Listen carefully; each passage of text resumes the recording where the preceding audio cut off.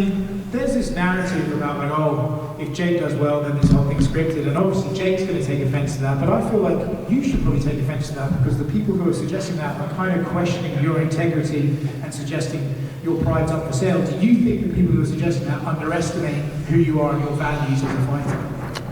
I'm not too sure. You know, my mind's not even there, but it's a great question. That's the whole point of this fight. It creates conversation, barbershop conversations, taxi conversations, aeroplane conversations, and that's what we want. The more people talking about the fight, regardless of what it is that they're talking about, is a massive bonus. So for me, I'm not worried about what people think about the integrity side. I'm more worried about, are they talking? And as long as they are, I think we're doing a good job. They're definitely talking. Jake's ability as a boxer is kind of a hard one to gauge, right? Because he fights opponents that aren't your traditional boxing opponents you'd face at the point of his career. When you look at him and his ability, can you rank him compared to the guys that you have fought in your career? And where would you rank? The start of my career. Yeah, he'll be someone that I would have fought early on in my career. I've got a lot of experience now. But yeah, someone at the start of my career, I'd say. But I don't know who to say exactly, but maybe someone at the start of my career. Anthony, Charlotte Daly from TheMacLife. Hello. I was actually talking to Eddie Hearn recently about this matchup with Jake Paul, and he was saying about the Daniel Dubois defeat, and that potentially it was more painful than people may have anticipated or imagined. Is taking a fight with Jake Paul trying to find that fun again and that enjoyment again? Boxing is not such a fun sport. You can't play boxing, so it's not so fun if I'm honest, but it was just a great opportunity to get back in the ring and get back to big time business.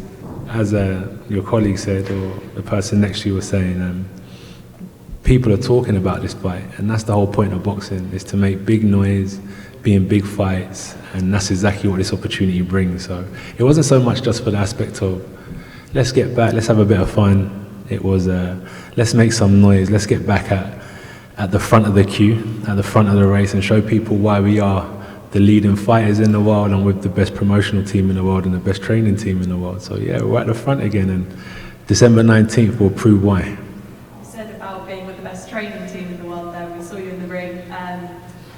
Lots of movement. What would you say the best or the most significant change you've had since teaming up with the Team Music Camp? Maybe that I pray more. That's important. And I learned that from the team, the importance of prayer. So yeah, that's important for me. So yeah, I pray more now. Hey Jake, interestingly, when Canelo was going to fight Skull, he was going to fight Jake before that collapsed. Why did it collapse? Who knows? For whatever reason, yeah? But he said it was the first time his daughter came home and asked him, are you going to fight Jake Paul? And he said it was the first time any of his kids had ever mentioned boxing to him. Which speaks to the, obviously, impact that Jake has to the younger fans. Does your boy know who Jake is? And has he asked you about this fight? I'm sure he knows who Jake is, but I don't really take boxing home, if I'm honest with you. He hasn't spoke about the fight. I haven't actually spoke to him about the fight. We talk about maths, the purpose of life. I talk to him about confidence, but I don't really talk to him about my career and stuff. Like, son, let me tell you about the jab I threw today in the gym, right? I was slipping this, and he'll be like, shut up, Dad. You know what I'm saying? So I don't really bother him with that talk, but I'm sure he knows. He likes gaming, but it's not a conversation that he brings up and never brought up, and he knows what I do way before Jake Paul. And even now, I'm fighting Jake Paul, he hasn't brought up the conversation, because I've never taken boxing past the front door, if I'm honest. Interestingly, I heard that Jake, and you had a phone call. That's where this all started. Yeah, I'm managing myself in that, fighting, managing. Sometimes that is what it takes. Crawford and Spence did that. You've obviously spent so many years going back and forth with Tyson Fury. Would it not? Is that what it would take? I've spoken to Tyson before. Me and Tyson, I actually signed to fight Tyson. I think it was actually around the time I defended the first, well, not defended, but I put my belts up to fight Usyk. I was supposed to fight Tyson Fury, correct, yeah? And then Fury had his issues with Wilder and their contractual issues, so they fought a third time. But I've been in a position to fight Fury a number of times, yeah. But if you and Jake can get on the phone and sort of fight, do you have hope that maybe you and Tyson can be to that? of course. There's hope, especially when you're talking about doing big time boxing. And Jake's showcasing, you know, it can be done. So, and I'm showcasing it can be done. Like, we've been in mega fights time and time again. This ain't our first rodeo. We're back again, big time boxing. I just feel like it takes two to tango, and I'm on the dance floor. I'm just looking for a dance partner. AJ, right here, Jose with MMA Fighting. I'm just curious, you spoke about it a bit, but Jake brings a different fan base. Like, it's a very young fan base. Yeah, he does, especially on yeah. Netflix. They might discover you for the first time because you're fighting Jake. So has this whole fight week and just kind of experience just felt much different from like all the other fight weeks you've had?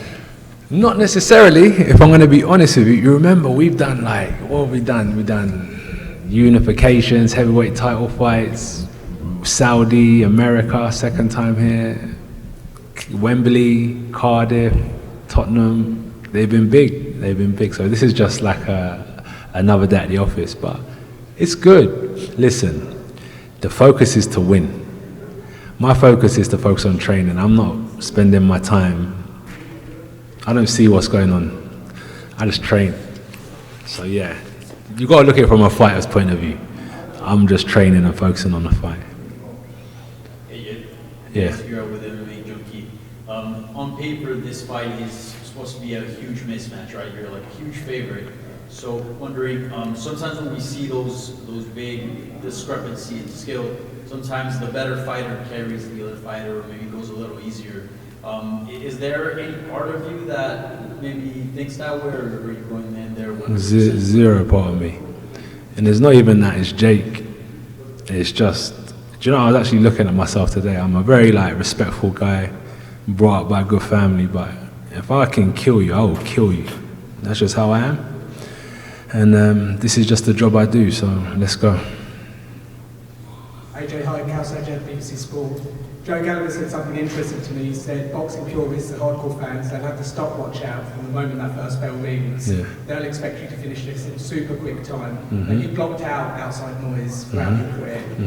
But do you feel that weight of expectation of having to knock it out early? I'm carrying boxing on my back. I've done it with the Ngannou fight, and I'm going to do it again.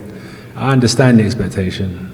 I don't carry it because the expectation I have of myself is already enough, but I understand it, I acknowledge it, and I respect it. But that's about it as far as outside concern about this fight. Thank you very much. All good? Thank you, yeah? Respect.